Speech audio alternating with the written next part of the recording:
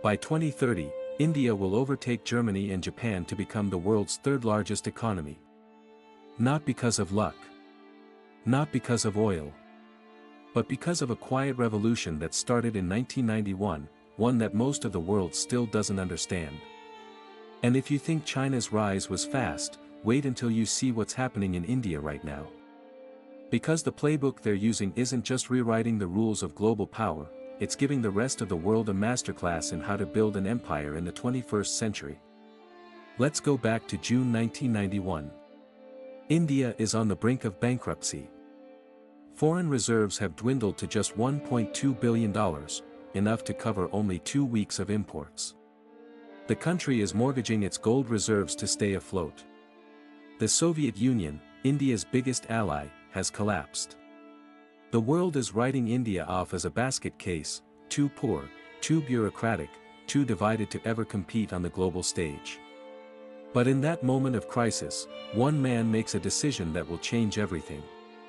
His name is Manmohan Singh, then India's finance minister. And the decision? To throw open India's doors to the world. On July 24, 1991, Singh stands in India's parliament and delivers a speech that sounds like heresy. He slashes import tariffs, dismantles the infamous license Raj, and invites foreign companies to invest in India. The reaction is immediate. Critics call it a sellout.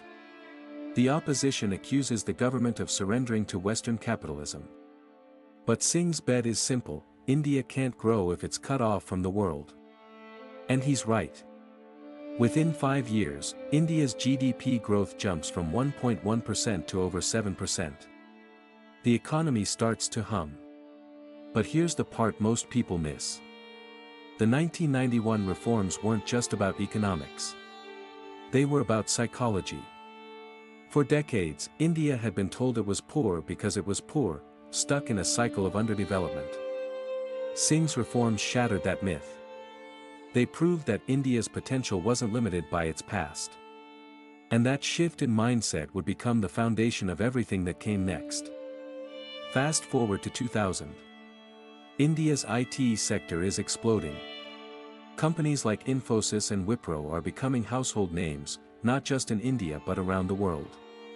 But the real game changer isn't the companies themselves, it's the talent they're unleashing. India's universities are producing millions of engineers, coders, and scientists every year. By 2010, India is graduating more STEM students than the US and China combined. And these aren't just any graduates. They're young, ambitious, and fluent in English, the language of global business.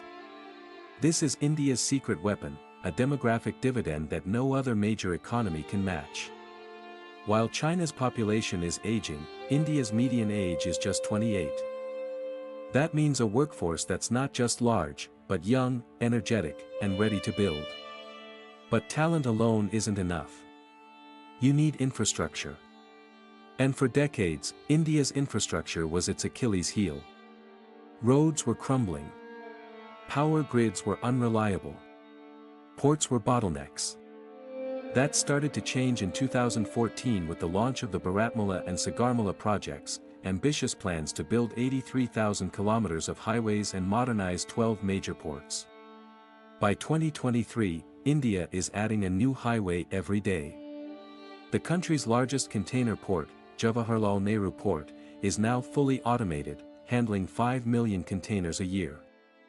And in 2022, India's renewable energy capacity crosses 100 gigawatts, making it the world's third largest producer of solar power.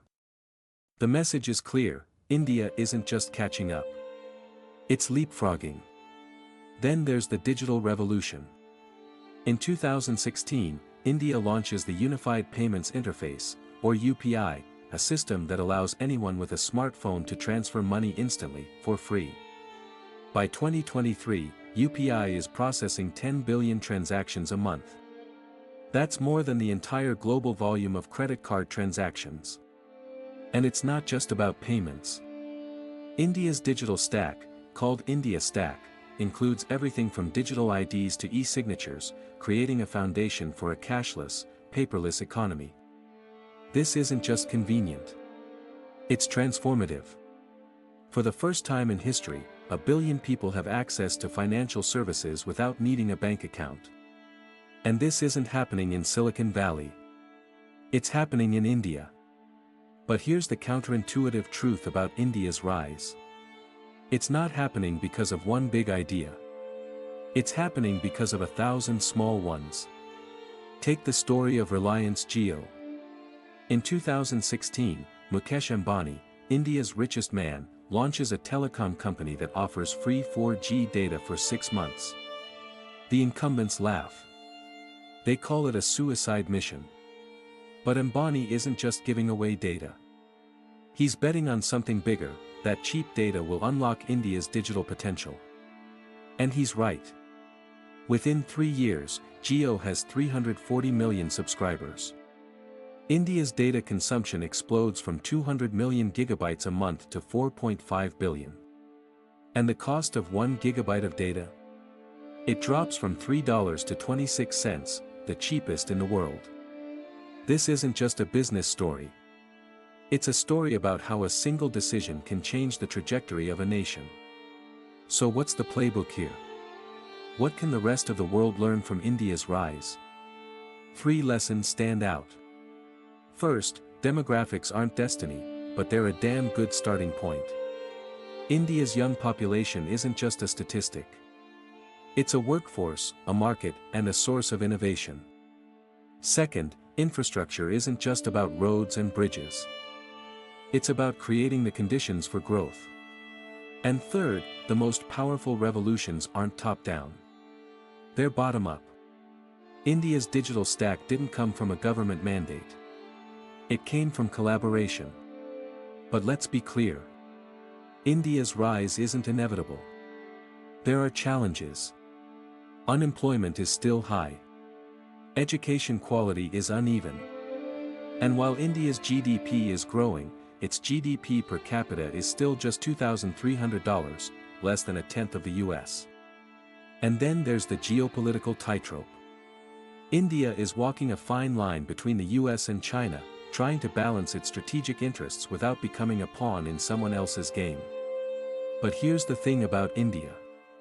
It's always been underestimated. And every time the world writes it off, India finds a way to surprise. So what does this mean for the rest of us? It means that the next superpower isn't just going to be a bigger version of what we've seen before. It's going to be something new. Something unpredictable. And if you want to understand where the world is headed, you need to understand India. Because the story of India's rise isn't just about one country. It's about the future of global power. And that future? It's being written right now.